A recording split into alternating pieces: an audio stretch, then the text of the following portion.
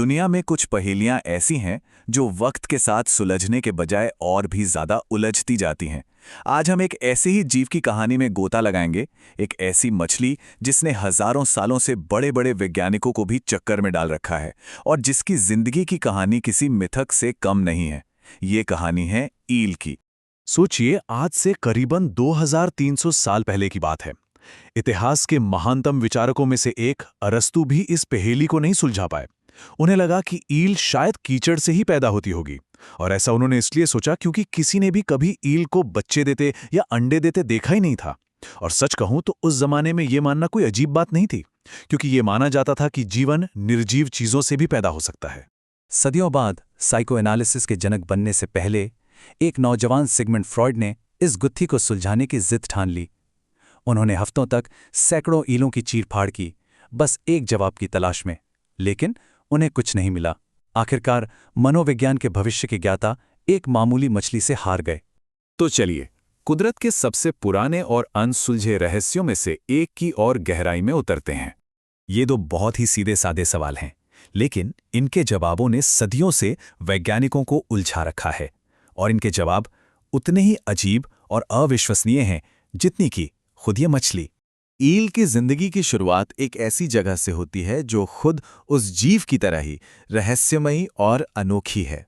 ये दुनिया का इकलौता ऐसा समंदर है जिसका कोई जमीनी किनारा नहीं है। जी हां, ये चारों तरफ से ताकतवर समुद्री धाराओं से घिरा हुआ है, एक विशाल, शांत, ठहरा हुआ पानी का इलाका। यहाँ का पानी इतना गहरा, नीला और साफ है कि देखने वालों को लगता है मानो वो धरती के अंदर किसी दूसरे ग्रह के महासागर में झांक रहे हों। और यहाँ एक मजेदार बात और है, इस रहस्यमयी सागर का एक किनारा कुख्यात बरमूडा ट्रायंगल से भी मिलता है।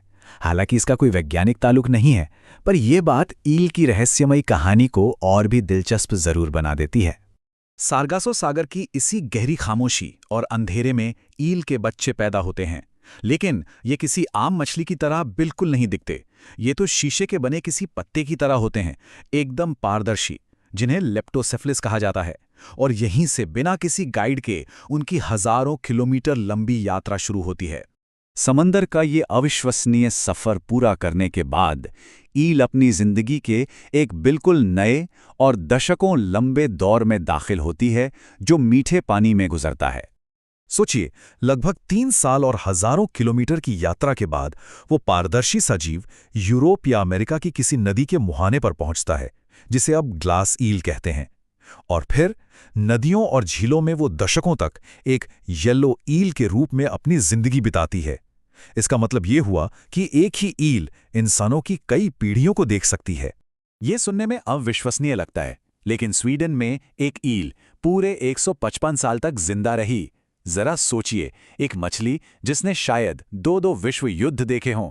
अब हम ईल की जिंदगी के सबसे नाटकीय और हैरान कर देने वाले हिस्से पर आते हैं, वो भयानक बदलाव जिससे ये अपनी आखिरी यात्रा से पहले गुजरती है। दशकों तक एक सामान्य जिंदगी जीने के बाद अचानक कोई एक अनजाना सिग्नल इसके शरीर में एक भयानक बदलाव शुरू कर देता है। वैज्ञानिक आज भी ठीक नहीं जानते कि इस प्रक्रिया को कौन सी चीज शुरू करती है। ये कुदरत का एक ऐसा अलार्म है जिसका समय पहले से तय है। और ये बदलाव, सच कहूं तो, किसी हॉरर फिल्म की सीन जैसा है। उसका पेट और पाचन तंत्र गलकर पूरी तरह से खत्म हो जाता है, और वो हमेशा हमेशा के लिए खाना बंद कर देती है। उसकी आंखें गहरे समंदर के अंधेरे में देखने के लिए बड़ी हो जाती हैं। उसका शरीर एक ऐसे सफर के लिए तैयार हो जाता है जहां से वापसी का कोई रास्ता नहीं है। अब ये बदली हुई सिल्वर ईल वापस अपने जन्म स्थान पर लौटती है। एक ऐसा सफर जो एक अविश्वसनीय अंदरूनी कंपास की मदद से पूरा होता है। तो सबसे बड़ा सवाल यह है कि वो हजारों किलोमीटर दूर उस खास जगह का रास्ता जानती कैसे हैं जिसे उन्होंने कभी होश में देखा ही नहीं। कुछ थ्योरी हैं, जैसे कि वो धरती के मैग्नेटिक फील्ड को महसूस कर सकती हैं या पानी की गंध को सूंघकर रास्ता पहचानती हैं। पर सच तो ये है कि आज भी ये एक बहुत बड़ा रहस्य है। यूरोप की ईल अपने जन्मस्थान तक पहुंचने के लिए लगभग 6000 किलोमीटर तैरती है, और ये सब बिना पेट के और बिना एक निवाला खाए, सिर्फ अपने शरीर में जमा हुई एनर्जी के दम पर। आज की टेक्नोलॉजी ने इस रहस्य को सुलझाने की जगह और भी गहरा कर दिया है। वैज्ञानिक ईल पर जीपीएस टैग लगाते हैं, उन्हें हजारों किलोमीटर तक ट्रैक करते हैं, लेकिन जैसे ही वो सारगासो सागर के करीब पहुंचते हैं, एक एक करके सारे सिग्नल्स गायब हो जाते हैं। ये एक अविश्वसनीय लेकिन 100% सच्ची बात है। आज तक किसी भी इंसान ने, किसी भी कैमरे ने या किसी भी सबमरीन ने सारगासो सागर में एक भी बड़ी ईल को बच्चे देते या अंडे देते नहीं देखा है। वो बस गायब हो जाती हैं। अब इस कहानी में एक आधुनिक और दुखद मोड़ आता है। ये रहस्यमयी जीव आज हमारे समय की एक बहुत बड़ी चुनौती का सामना कर रहा है। एक बहुत ही मार्मिक वैज्ञानिक थ्योरी ये है कि ईल की मौत एक आखिरी बलिदान है। ऐसा माना जाता है कि जब वो मरती हैं तो उनके शरीर उसी पानी में घुलकर अपने ही बच्चों के लिए पहला भोजन बन जाते हैं, जिन्हें वो कभी देख भी नहीं पाएंगी। ये कुदरत का एक अद्भुत चक्र है। लेकिन दुख की बात यह है कि इंसानी गतिविधियों जैसे कि बांध, प्रदूषण और ज़रूरत से ज़्यादा मछली पकड़ने की वजह से हम लाखों सालों से चले आ रहे इस कुदरती चक्र को तोड़ रहे हैं।